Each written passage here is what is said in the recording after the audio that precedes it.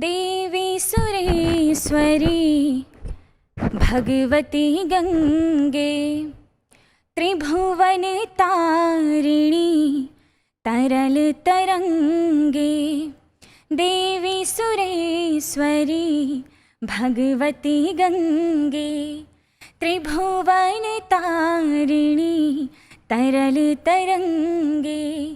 शंकर मौली विहारिणी विमले मम मतिरास्ता तव पद कमले। देवी सुरेश्वरी भगवती गंगे। नमस्कार।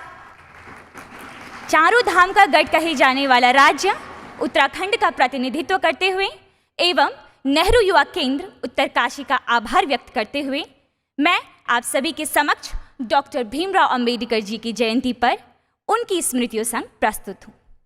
कहते हैं कि इससे फर्क नहीं पड़ता कि व्यक्ति कहाँ खड़ा है, पथ पर या रथ पर, तीर पर या प्राचीर पर। मनुष्य की पहचान होती है उसके मन से, क्योंकि मन की फकीरी पर कबीर की संपदा भी रोती है। ये पंक्तियां हैं श्रीमान अटल बिहारी वाजपेयी जी की, परंतु ये पंक्तियां चरितार्थ करती हैं डॉक्टर भीमराव अंबेडकर जी के चरित्र को, जो कहते थे life should be great rather than long. हमारी भारतीय संस्कृति में कहा जाता है फलिन परिचायते, अर्थात फल परिचायक होता है कि वृक्ष कैसा है और कर्म परिचायक होते हैं कि हमारा किरदार कैसा है। मध्य प्रदेश के इंदौर जिले के महू नगर में एक ऐसे व्यक्तित्व ने जन्म लिया जिस व्यक्तित्व ने स्व की परिधि को लांघकर पर के लिए कार्य किया।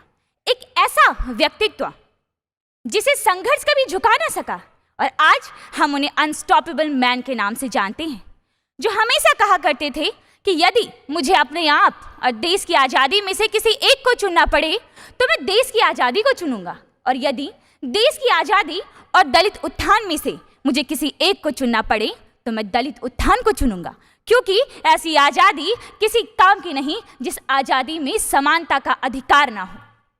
ऐसे देवतुल्य स्वतंत्र भारत के प्रथम न्याय मंत्री एवं संविधान सभा के जनक डॉक्टर भीमराव अंबेडकर जी की जयंती पर आप सभी को हार्दिक बधाई।